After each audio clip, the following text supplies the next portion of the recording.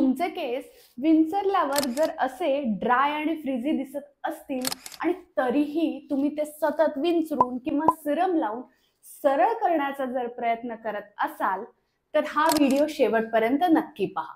या एका छोट्याशा प्रयोगावरनं तुमच्या लक्षात येणार आहे की तुमचा हेअर टाईप काय आहे।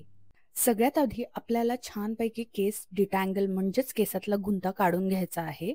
त्यानंतर स्प्रे बॉटलच्या मदतीने अशा प्रकारे केसाच्या एका बटेवर पाणी स्प्रे करून घ्यायचंय। ती बट छानपैकी पाण्याने ओली चिंब होईपर्यंत पाणी स्प्रे करायचंय। त्यानंतर कंगव्याच्या मदतीने अशा प्रकारे ती बट विंचरून घ्यायची आहे। ती बट हलक्या हाताने अशी शेक करायची आहे आणि जर केसांमध्ये अशा प्रकारचा कर्ल पॅटर्न तयार होत असेल तर तुमचे केस हे कर्ली किंवा वेव्ही असू शकतात। आता या छोट्या प्रयोगावरनं तुमच्या लक्षात आलं असेल तुमचा हेअर टाईप काय आहे। एकतर तो वेव्ही किंवा कर्ली असू शकतो कारण त्याच्यामध्ये पॅटर्न तयार झाला आहे। तर सगळ्यात मोठा आणि पहिला रूल म्हणजे कोरडे केस विंचरायचे नाहीत। हो, कधीही कोरडे केस विंचरायचे नाहीत। तर केस विंचरायचे कधी? स्वच्छ शॅम्पूने केस धुतल्यानंतर केसात कंडिशनर असतानाच आपल्याला केस विंचरायचे आहेत।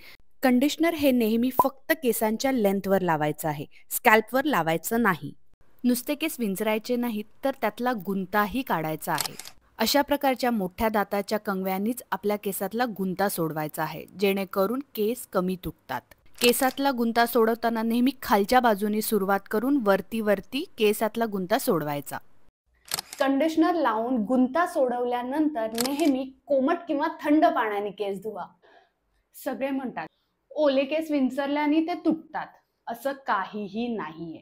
जेव्हा तुम्ही योग्य कंगवा आणि केसात कंडिशनर असताना केस विंचरतात तेव्हा ते कमी तुटतात।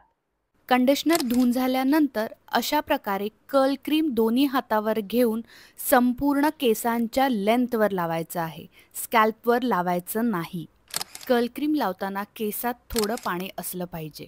संपूर्ण केसांना कर्ल क्रीम लावल्यानंतर अशा प्रकारे केस थोडेसे स्क्रंच करून घ्यायचे जेणेकरून कर्ल पॅटर्न तयार होतो। कर्ल क्रीम लावल्याने मुळात कोरडे असलेल्या केसांना मॉइश्चर मिळतं आणि शाईन ॲड होते। हे सगळं झाल्यानंतर जुना टी शर्ट अशा प्रकारे केसांना बांधून ठेवायचा आहे। हसू नका, मला माहिती मी थोडी फनी दिसतेय पण तरीही हे करायचं आहे। या मेथडला प्लॉपिंग असं म्हणतात, ज्यामुळे कर्ल्स नीट सेट होतात आणि फ्रिज कमी होते आणि सगळ्यात महत्त्वाचं म्हणजे केस वाळण्याचा टाइम कमी होतो।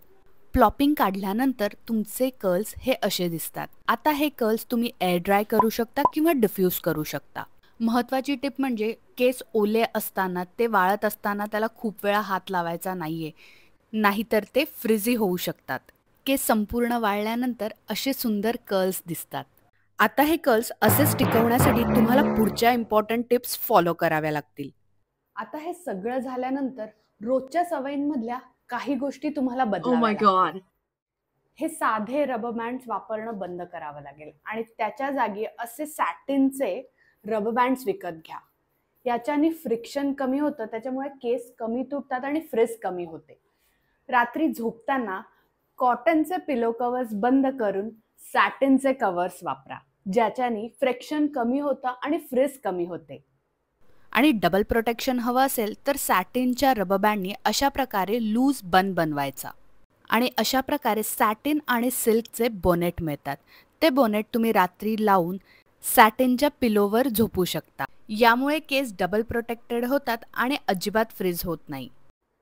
आता रोज आपण केस विंचरणार तर नाही आहोत, तर स्कॅल्पमध्ये ब्लड सर्क्युलेशन कसं होईल आणि हेअर ग्रोथ कशी होणार, त्यासाठी असे स्कॅल्प मसाजरनी रोज आपल्याला 10 मिनिटं स्कॅल्प मसाज करायचा आहे, जेणेकरून हेअर ग्रोथ होईल आणि ब्लड सर्क्युलेशन खूप चांगल्या पद्धतीने होईल। अशा प्रकारच्या साध्या आणि सोप्या कर्ली हेअर टिप्स आणि ट्रिक्स मी माझ्या चॅनलवर शेअर करणार आहे, तर माझ्या चॅनलला नक्की सबस्क्राईब करा।